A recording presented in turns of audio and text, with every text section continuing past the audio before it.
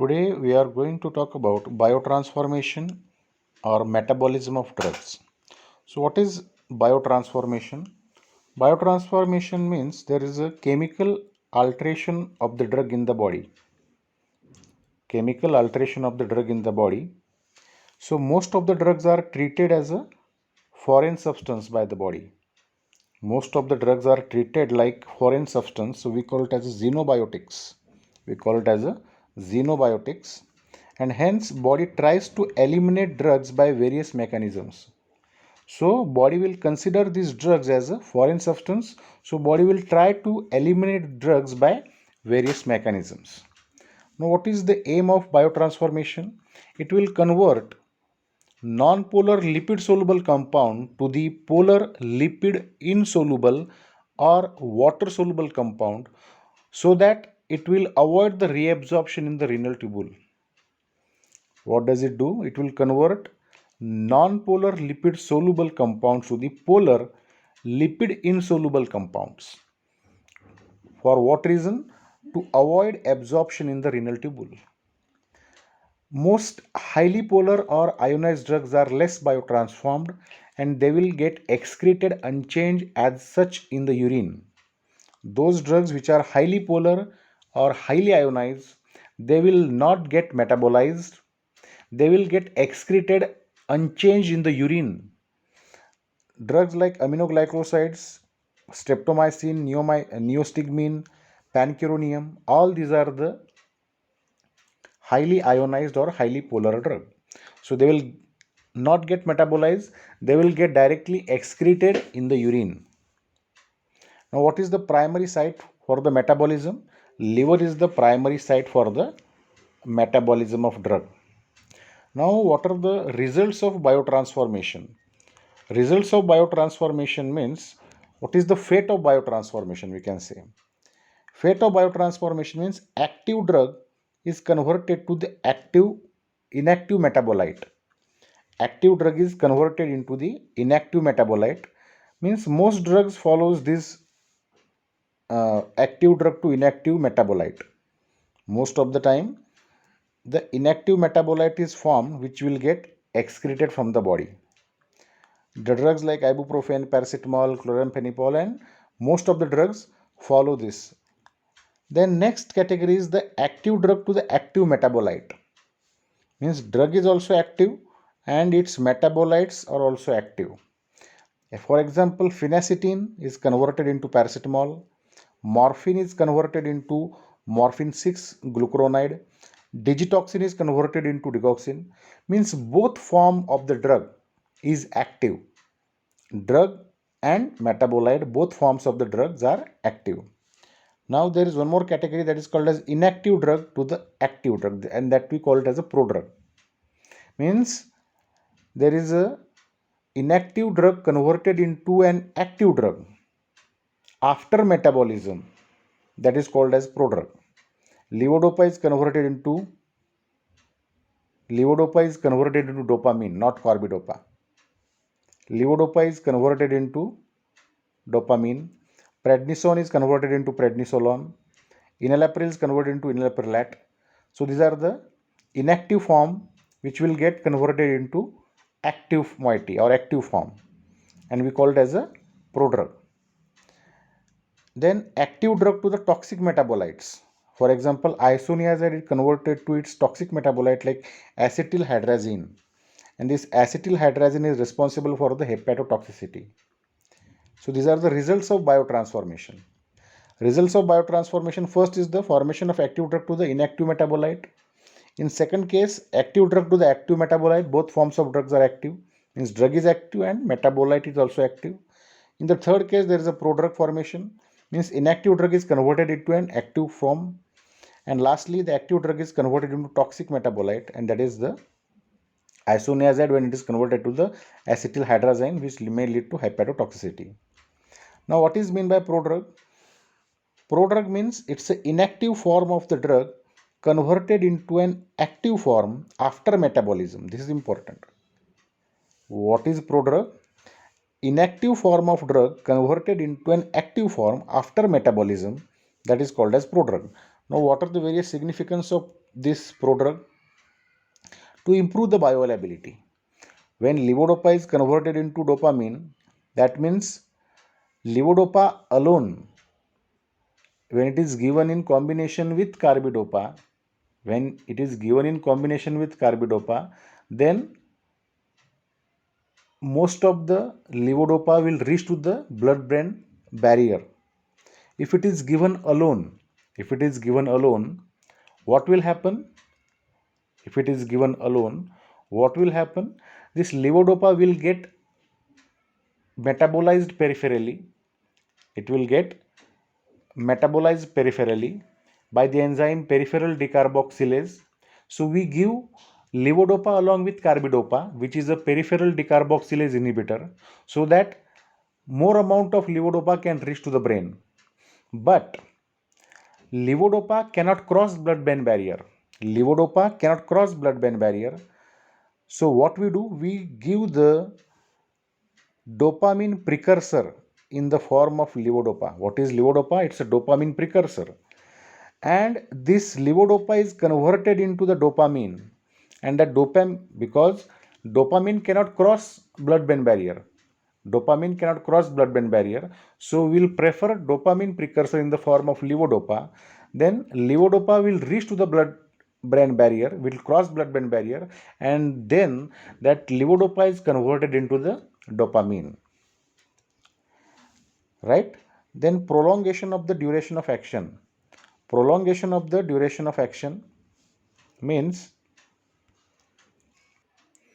now what they are saying, to prolong the duration of action means phenothiazines have short duration of action. Whereas esters of phenothiazine like flufenazine have a longer duration of action. Phenothiazines have shorter duration of action. But when we use phenothiazines esters of phenothiazine like flufenazine have a longer duration of action. So it will prolong the duration of action. To improve the taste, clindamycin has a bitter taste, or chloramphenicol has a bitter taste. So chloramphenicol palmitate suspension has been developed. For the pediatric use. So to improve the taste is one of the significance or use of prodrug. To provide the site-specific drug delivery. Means methenamine is converted into formaldehyde in the acidic pH of urine. Methenamine is converted into the formaldehyde in acidic pH of urine. So it will act as a urinary antiseptic. So these are the various therapeutic uses or significance of prodrugs. Now in biotransformation there are two phases. Phase 1 is a non-synthetic and phase 2 is a synthetic. In phase 1, reactions like oxidation, reduction, hydrolysis, cyclization, decyclization. And in phase 2, all phase 2 reactions are conjugation reaction. In phase 2, we have glucuronidation, acetylation, sulfation, methylation, glutathione conjugation and glycine conjugation. So basically, phase 1 reaction, we call it as a phase 1 reaction is a non-synthetic and phase 2 reactions are synthetic. In phase 1, there is an oxidation type of reaction. It's the most important drug metabolizing reaction. Most of the drugs are metabolized by oxidation. So what is meant by oxidation? It is as simple as that: addition of oxygen and removal of hydrogen. Addition of oxygen or removal of hydrogen is called oxidation, and it is the most important and common metabolic reaction. Examples like barbiturates, phenothiazines, steroids, phenytoin, phenobarbital, propranolol. All these are the drugs which are metabolized by oxidation reaction. Then we have reduction. Reduction is the converse of oxidation, and it involves CYP450 enzymes working in the opposite direction. It involves cytochrome P450 enzymes converse of oxidation means removal of oxygen and addition of hydrogen. Removal of oxygen and addition of hydrogen, that is called as reduction. The drugs which are metabolized by this reaction like chloramphenicol, levodopa, halothane, warfarin. Then third is the hydrolysis. Hydrolysis, as the name suggests, breakdown of compound by the addition of water is called hydrolysis. Breakdown of compound by addition of water is called hydrolysis. As you can see in the reaction, when we add water molecule to the ester, there is a formation of acid plus alcohol. There is a addition of water molecule to the esters and there is a formation of acid plus alcohol with the help of enzyme esterases. If there is a amide and there is addition of water molecule with the help of amidases, there is a formation of acid plus alcohol, right? So hydrolysis occurs in liver, intestine, plasma. So esters like procaine, succinylcholine, amides like lignocaine, procainamide, and other drugs like aspirin, indomethacin, carbamazepine, pethidine, oxytocin, all these are the drugs which are metabolized by hydrolysis reaction. Now cyclization. This is the formation of ring structure from the straight chain compound. Cyclization. So formation of ring structure from a straight chain compound, for example cyclogluonil from proguanil. Then next is the decyclization. Decyclization, this implies opening up of ring structure of a cyclic drug molecule. There is an opening of ring structure from a cyclic drug molecule. Examples are barbiturates and phenytoin. One drug may get metabolized by various metabolic reactions. Phase 2 reactions are synthetic reactions. Phase 2 consist of conjugation reactions. Synthetic reactions as well as conjugation reaction. If phase 1 metabolite is polar, then it will get excreted in the urine or bile. Many metabolites are lipophilic and undergoes subsequent conjugation. Many metabolites are lipophilic, lipid loving, lipophilic. So they undergo the subsequent conjugation such as glucuronic acid, sulfuric acid, acetic acid, amino acid. So we call it as a glucuronidation, sulfation, acetylation and conjugation. For example, there is a glutathione conjugation and glycine conjugation. So these conjugates are polar, water soluble and inactive, and they will get excreted from the body.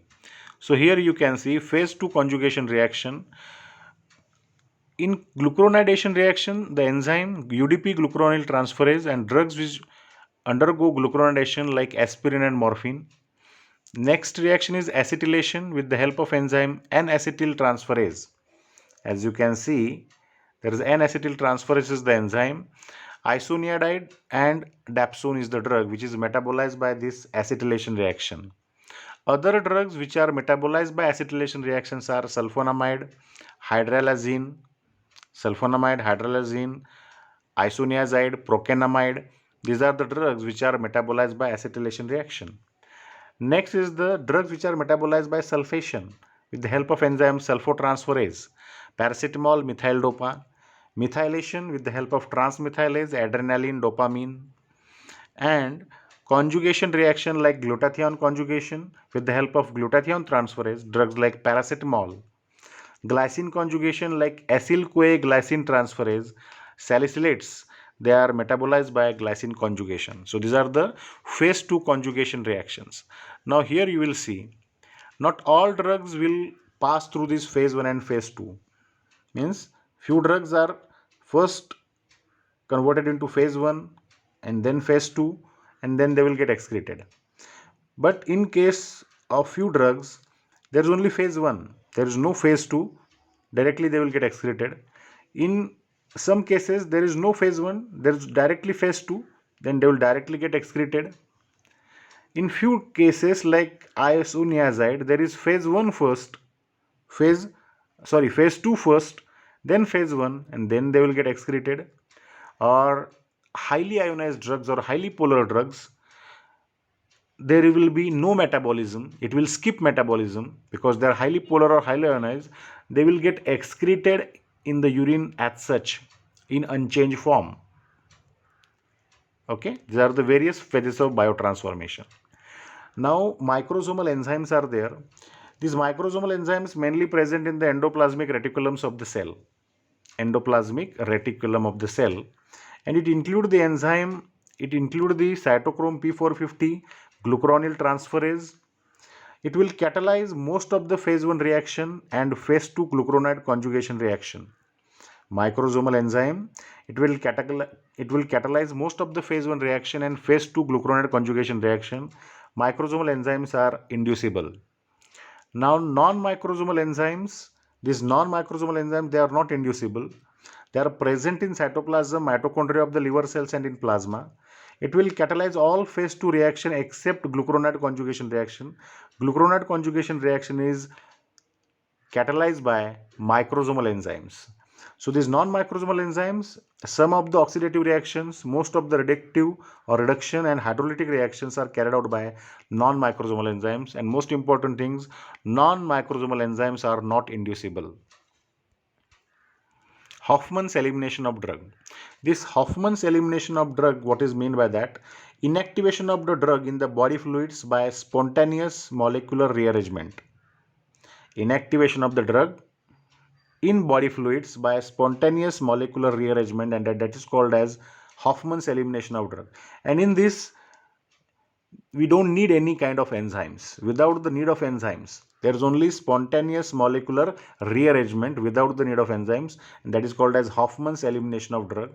For example, atracurium. Atracurium is the drug which is eliminated from the body with the help of Hoffman's elimination. Microsomal enzyme induction. Microsomal enzyme induction means many drugs, insecticides, carcinogens, they interact with DNA, increases the synthesis of microsomal enzyme protein, especially cytochrome P450 and UDP glucuronil transferase. Many drugs, insecticides, carcinogens, they interact with the DNA and increase the synthesis of microsomal enzyme protein, especially cytochrome P450 and UDP glucuronil transferase. As a result, the rate of metabolism of inducing drug itself, that is called as autoinduction. Rate of metabolism of inducing drug itself, it will increase the rate of metabolism of own, that is called as autoinduction, or it will increase the rate of metabolism of the other drugs, that is called as microsomal enzyme induction.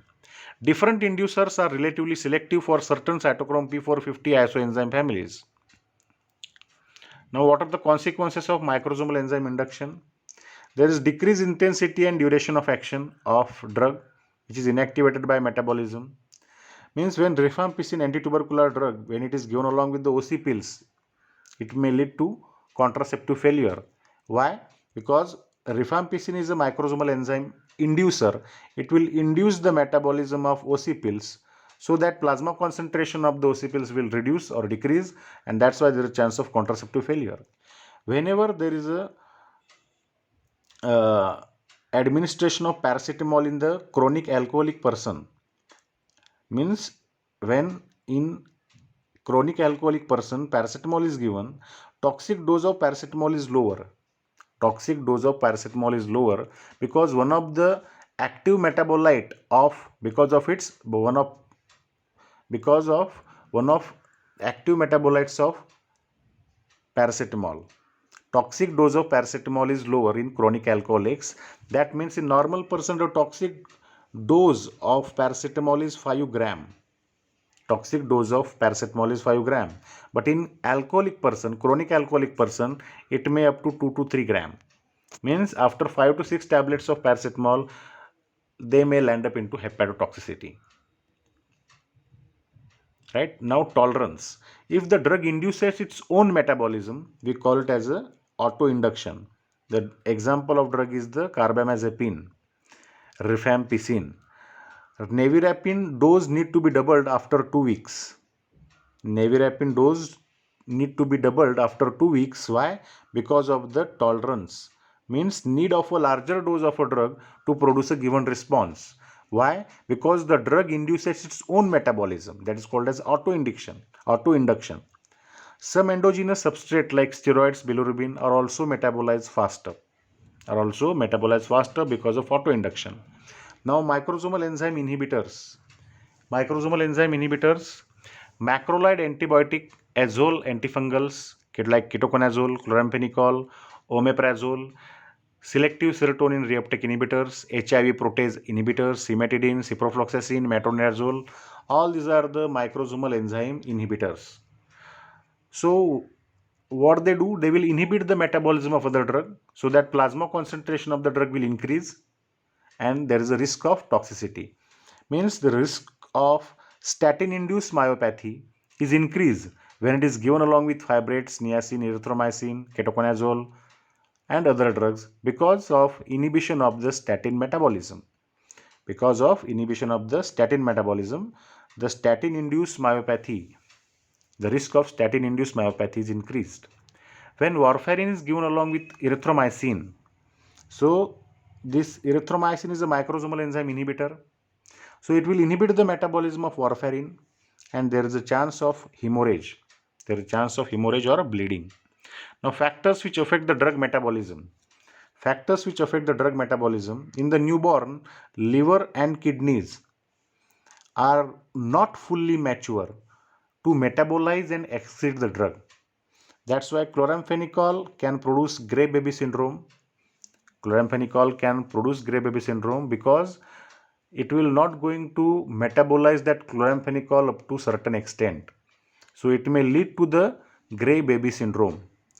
Barbiturates which produce sedation in adult, it may produce excitation in children. Barbiturates which produce sedation in children, sedation in adults, it may produce excitation in children. In elderly, the capacity of the liver and kidney to handle the drug is reduced.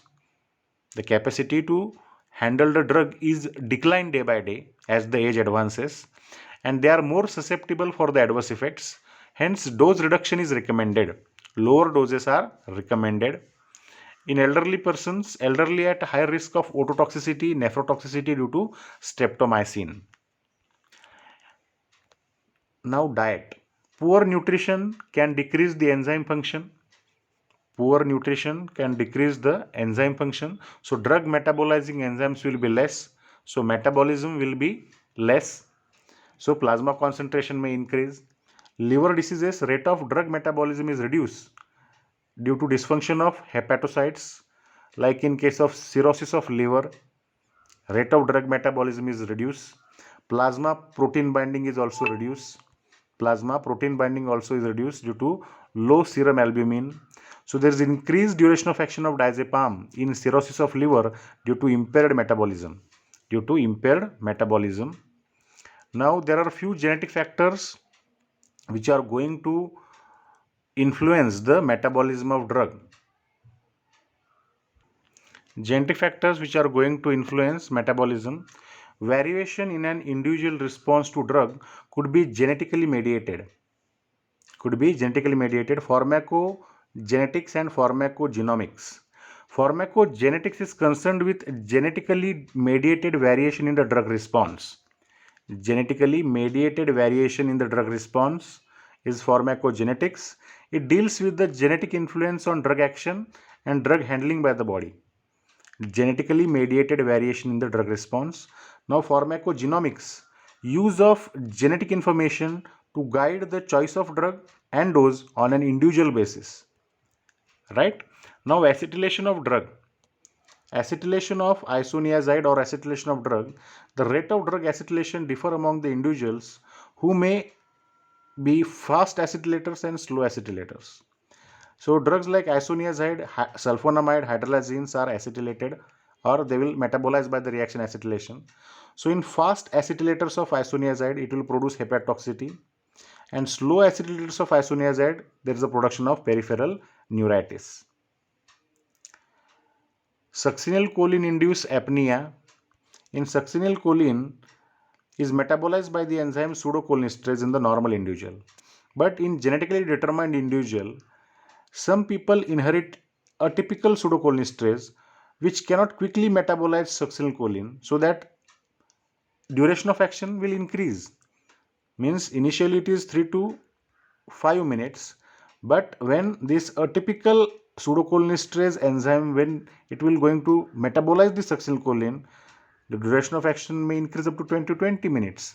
So succinylcholine is given to such people that develop prolonged apnea due to persistent action of succinylcholine, and that is called as succinylcholine induced apnea.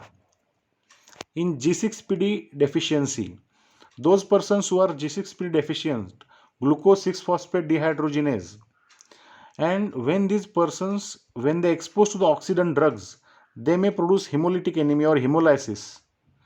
They may produce hemolytic anemia or hemolysis when they exposed to the drugs like primaquine, sulfone, or quinolones. So these are the things that we have discussed in pharmacogenetics or pharmacogenomics, or how genetic factors will influence the metabolism. So this is all for today in metabolism of drugs.